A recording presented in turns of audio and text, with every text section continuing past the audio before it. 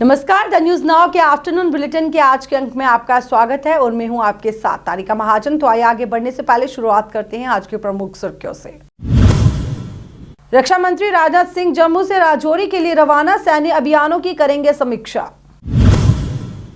सेना में ALH ध्रुव helicopter के संचालन पर लगाई रोक, जम्मू कश्मीर में क्रैश होने के बाद बड़ा फैसला। पैतर्क गांव को भेजे गए शहीदों के पार्थिव शरीर, जम्मू में उपराज्यपाल ने दी श्रद्धांजलि। G20 की बैठक जम्मू कश्मीर के लिए होगी काफी फायदेमंद, बैठक से क्षेत्र में पर्यटन को भी मिलेगा बढ़ावा, कहा डिविजनल कमिश्नर कश्मीर विजय कुमार बिदूरी ने। राजौरी के कंडी में सुरक्षा बलों ने एक आतंकी को मार गिराया, बड़े पैमाने पर हथियार बरामद। अब समाचार विस्तार से। रक्षा मंत्री राजनाथ सिंह सेना प्रमुख जनरल मनोज पांडे के साथ सुरक्षा स्थिति की समीक्षा करने के लिए जम्मू कश्मीर पहुंच गए हैं और उनका जम्मू हवाई अड्डे पर LG मनोज सिन्हा, उत्तरी कमान प्रमुख उपेंद्र द्विवेदी ने अगवानी की। आपको बताएं कि इसके बाद वे सीधे राजौरी के लिए निकल गए। सूत्रों के मुताबिक रक्षा मंत्री IB और LOC के अलावा राजौरी पुंछ में हुए हमलों के बारे में विस्तार से जानेंगे। उन्हें कश्मीर समेत जम्मू संभाग में चल रहे सैन्य ऑपरेशनों के बारे में भी जानकारी दी जाएगी। एक पखवाड़े के भीतर राजौरी और पुंछ में 10 जवान शहीद हो चुके हैं।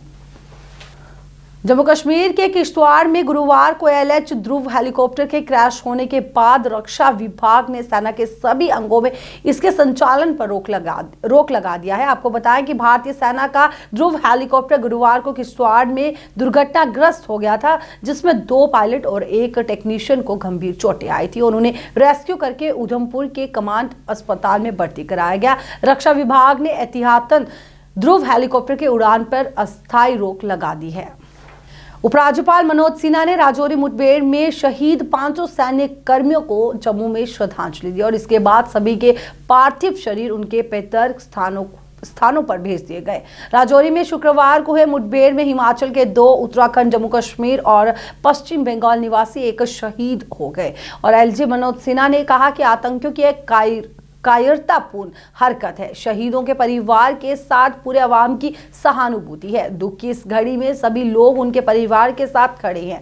आतंकियों और उनके मददगारों को इसकी कड़ी सजा मिलेगी। वहीं आज राजौरी के केसरी हिल इलाके में जारी सर्च ऑपरेशन के दौरान सुरक्षा बलों ने एक आतंकी को मार गिराया, जबकि अन्य के जख्मी होने की सूचना है। आतंकी के पास से भारी मात्रा में हथियार और गोला बारूद भी बरामद किए गए। डिविजनल कमिश्नर कश्मीर विजय कुमार बिदूरी ने कहा कि जम्मू कश्मीर में G20 की बैठक के लिए उल्टी गिनती शुरू हो गई और चल रहे विकास कार्य भी समय से पहले पूरे हो जाएंगे।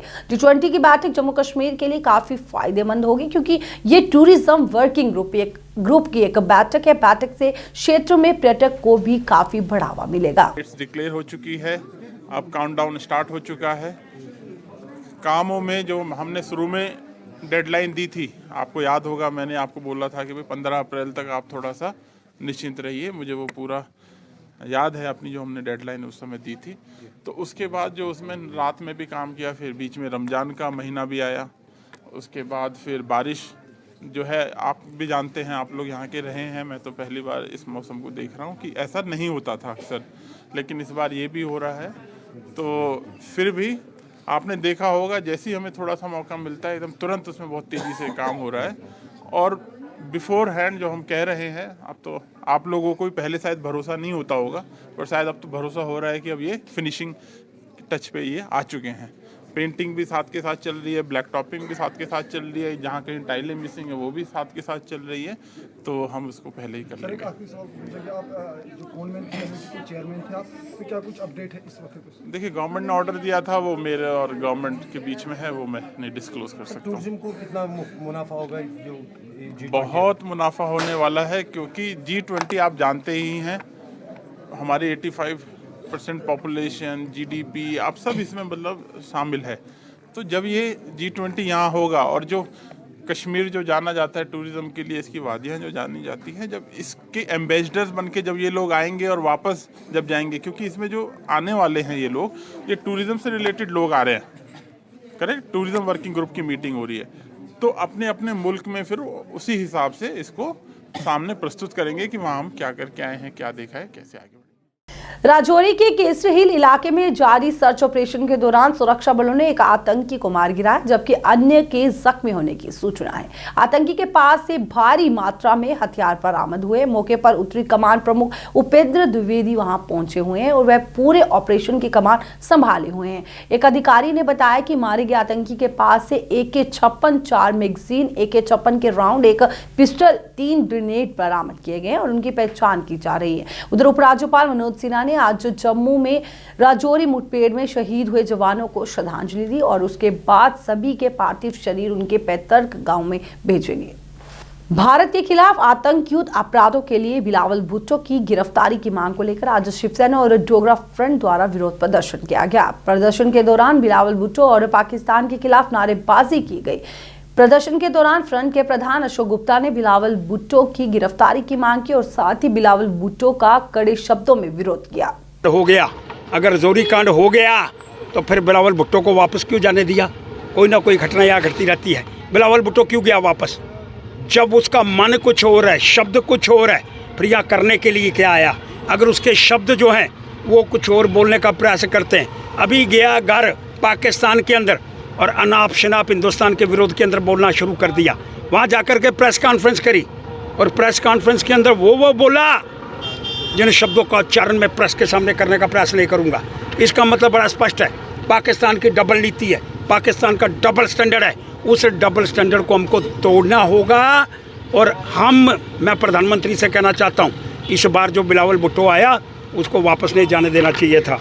उसको जेल के अंदर, ये देखो, ये जेल में बंद करना चाहिए था, तिहाड़ जेल के अंदर।